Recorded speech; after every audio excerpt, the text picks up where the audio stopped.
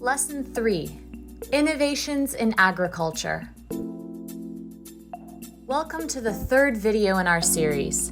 Today, we will be discussing emerging sustainable agriculture. In the last few decades, we've seen a huge growth of new and innovative farming methods and practices that have been quickly adopted by rural and urban agriculturists.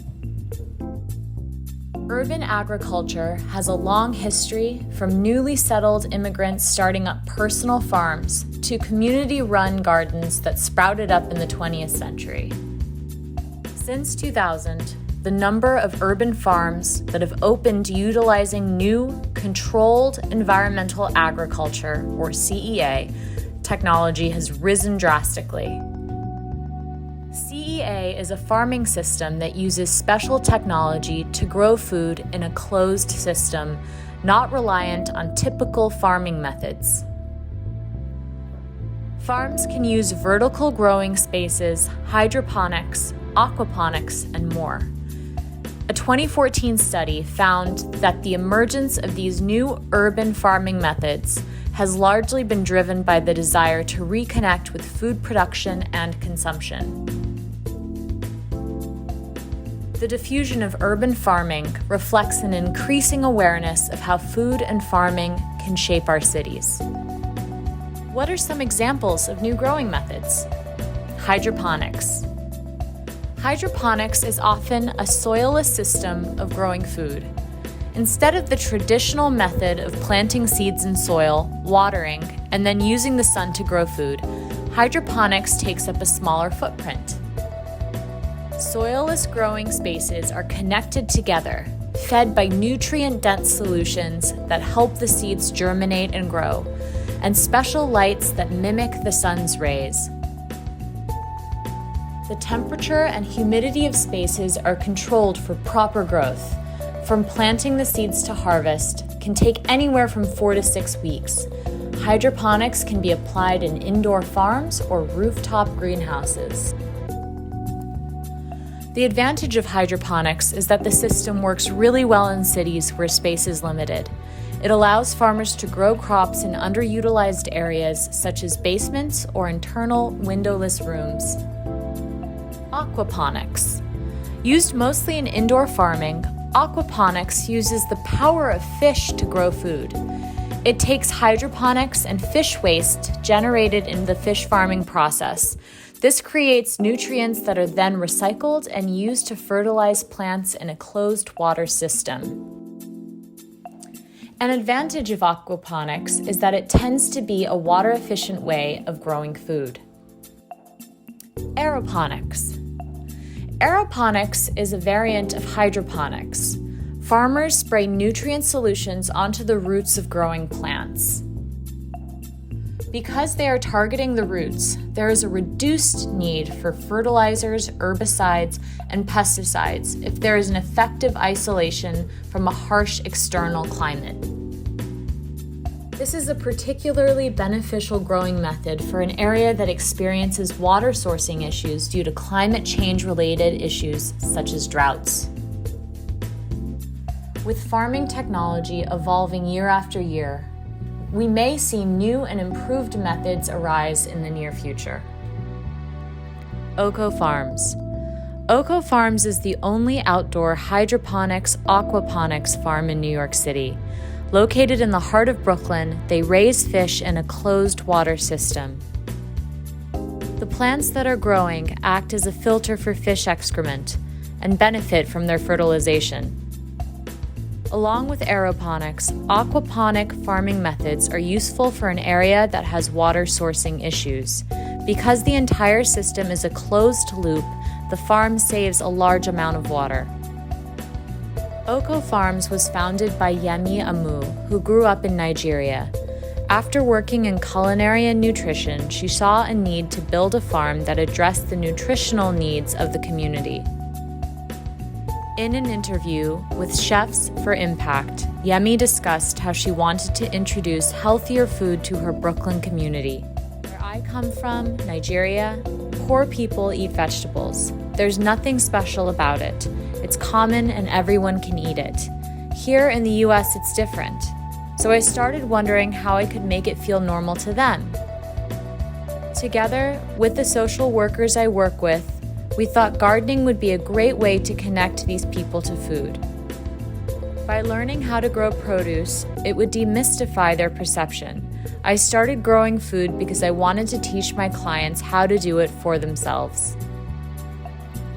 They offer workshops and intensives to students, individuals, and businesses to teach people about aquaponics and hydroponics, as well as collaborating with organizations to build out custom aquaponics systems such as University City NYC Bronzeville and East New York's first urban farm.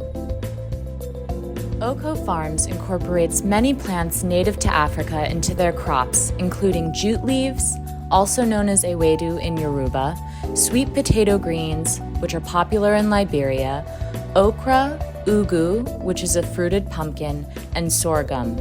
They've even successfully grown rice. Other agricultural breakthroughs. Not everyone lives in a dense urban setting. Areas with more land available still face resource issues from the effects of climate change. Certain crops and livestock demand an enormous amount of water and land be used, such as almonds and cattle.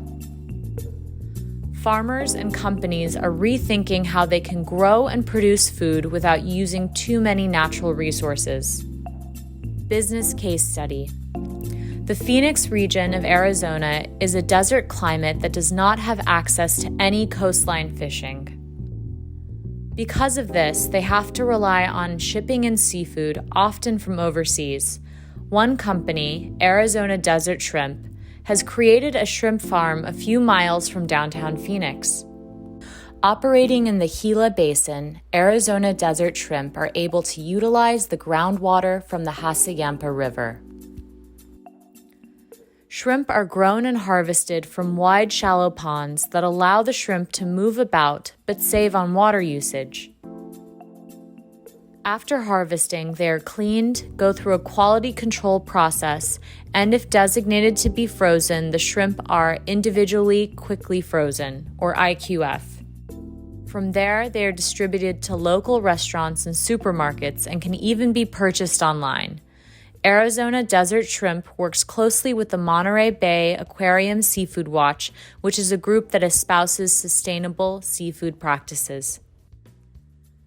CCAP Arizona supporter Chef Danielle Leone is a James Beard-nominated chef and sustainability advocate. She has worked with hundreds of CCAP Arizona students over the years and has used Arizona Desert Shrimp in her restaurant. As a chef and a restaurateur, menu planning is a must, and it's inevitable that seafood is going to be on this menu. For me in Phoenix, I've always known my ranchers, I've known my farmers, I've known my artisans, but I couldn't know my fisher. So I was very curious, how do I know that I'm putting quality food on the menu, meaning it's nutritious for my guests, but it's also good for the planet? So I started looking into it, and I had a lot of questions, and more questions even after I started to research it. And what I found is that it's a big topic, but it's really not that hard to wrap your head around as a chef. I came across the Monterey Bay Aquarium Seafood Watch, and it was a great guide I can use to check my purchases to see if they are sustainable or not. And locally, I was lucky to find Arizona Desert Shrimp, which is a sustainable aquaculture farm. And from then on, they were one of my primary sources of shrimp. And these folks really checked all the boxes. They checked the boxes with feed, they checked the boxes with how they harvested their shrimp, how they treated their employees, their packaging, how they transported it. So top to bottom, they were a very sustainable company, and I was very lucky to find an aquaculture so close to home. Arizona Desert Shrimp has a big impact on our community because they are a sustainable shrimp farm. Now, not all aquacultures are sustainable, but they are. That means they use clean feed, they have clean water, and they allow us as chefs and restaurateurs to feed our guests food that is nutritious, but also good for the planet.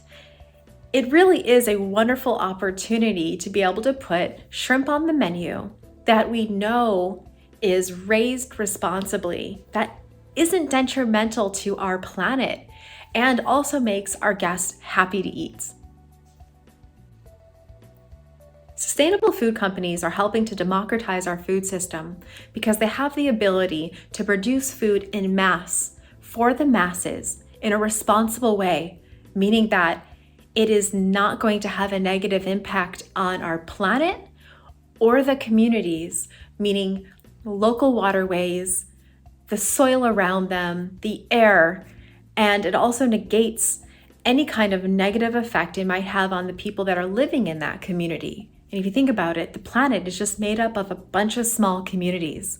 And what we need is everybody, all companies, to take responsibility for their actions.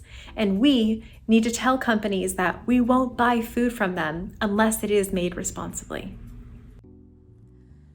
As agricultural practices and technology evolve, there is a focus to democratize the system as much as possible so that more people can be connected to their food.